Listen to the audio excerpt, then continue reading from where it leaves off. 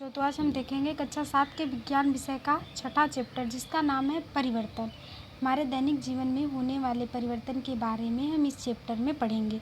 तो हमने पहला लेक्चर यहाँ तक कंप्लीट किया था। अब दूसरा लेक्चर इसके बाद देखेंगे यहाँ पे कि आइए हम कुछ ऐसे परिवर्तनों पर विचार करें जिनमें नए पदार्थ निर्मित होते हैं। क्रियाकलाप 6.6 जिसमें शिक्षक द्वारा निर्देशित किए जाने के लिए जैसे सावधानी आपको बरतनी है कि मैग्नीशियम के जलते हुए फीते अथवा तार की और लंबी अवधि तक देखना हानिकारक हो सकता है। शिक्षकों को बच्चों को बताना चाहिए कि वे जलते हुए मैग्नीशियम की ओर अधिक समय तक टकटकी लगाकर न देखें।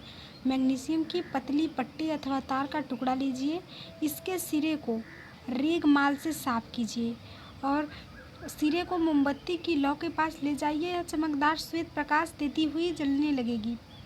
पूरी तरह जलने के बाद कुछ श्वेत भस्म शेष रह जाती है। क्या भस्म मैग्नीशियम के फीते जैसी लगती है? इस परिवर्तन को निम्नलिखित समीकरण द्वारा व्यक्त किया जा सकता है, जिसमें मैग्नीशियम प्लस ऑक्सीजन से क्या बनेगा? मैग्नीशियम ऑक्साइड, यानी कि जिसका फार्मूला है MgO। ध्यान दें कि यह लिखित समीकरण गणित में प्रयुक्त समीकरणों से भिन्न है। इस प्रकार समीकरणों में तीर का अर्थ बनना हो जाता है बनना या उसका मतलब होता है बनना या फिर या। इस पुस्तक में रासायनिक समीकरणों को संतुलित करने का कोई प्रयास नहीं किया जा सकता और नहीं छात्रों की अपेक्षित है। भस्म को एकत्रित कर लीजिए। उसमें क्या करना है आपको कि जल की कुछ मात्रा को मिला देना है, जिसमें मिश्रण को अच्छी तरह से हिलाना है और मिश्रण को लाल और नीले लिटमस पेपर पर परीक्षण करना है। क्या मिश्रण लाल लिटमस पेपर को नीला कर देता है या फिर मिश्रण नीले लिटमस पेपर को लाल कर देता है? इस परीक्षण के आधार पर आप जलीय विलयन को किसी भी वर्ग या रूप में परिवर्तित कर सकते हैं। आप यह बता सकते हैं कि वह अम्लीय होगा या क्षारीय। भस्म को जल में घोलने पर यह नया पदार्थ बनाती है। इस परिवर्तन को निम्नलिखित समीकरण के द्वारा दर्शाया जा सकता है।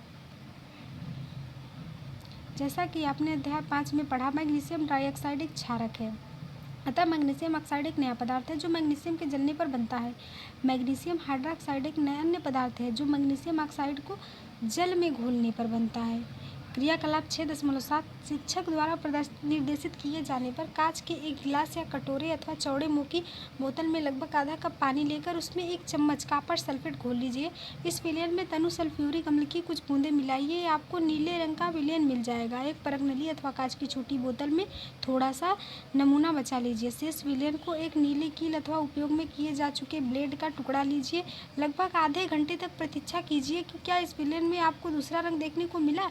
इसकी तुलना अलग से बचाए गए नमूने वाले विलयन के रंग से कर लीजिए।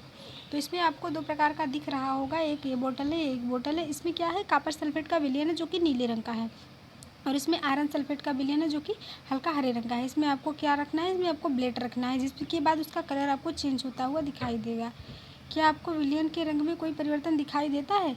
कील अथवा ब्लेड को बाहर निकाल लीजिए। इसमें कोई परिवर्तन दिखाई देता है? आपको जो भी परिवर्तन दिखाई दे वह कॉपर सल्फेट और लोहे के बीच अभिक्रिया के कारण होगा और विलयन के रंग से नीले रंग से हरे रंग का हो जाना भी एक अभिक्रिया है। इसमें देखिए आपको दिया है 2 परख नली। एक परख नली में नीले कलर का है जो क्या है, सिरका और खाने का सोडा मिक्स किया गया है। उसके बाद आपको एक नली की सहायता से दूसरे बीकर में जाता हुआ दिखाई देगा। इसमें कार्बन डाइऑक्साइड आपको दिखेगा और चूने का पानी और पदार्थ आयरन सल्फेट के बनने के कारण होता है। लोहे की कील पर भूरा निपेज कॉपर या तांबे की परत के कारण होता है जो एक अन्य नया पदार्थ है। हम इस अभिक्रिया को निम्न प्रकार से व्यक्त कर सकते हैं कि कॉपर सल्फेट यानी इसका फार्मूला है COSO4, नीला थोथा लोहे को हम फेरस कहते हैं और आयरन सल्फेट विलयन को हरा, उसका कलर कैसा होता है, हरा, और कॉपर सल्फेट भूरा निरपेक्ष में प्राप्त होता है।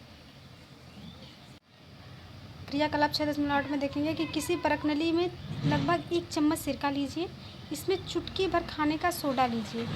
आपको बुदबुदाहट की ध्वनि दिखाई देगी और गैस के बुलबुले बाहर निकलते दिखाई देंगे। इस गैस को 6.5 में दिखाई गई व्यवस्था के अनुसार ताज़े बने चूने पानी में से गुजारिए। चूने का पानी तैयार करने की विधि अध्याय 5 में बताई गई।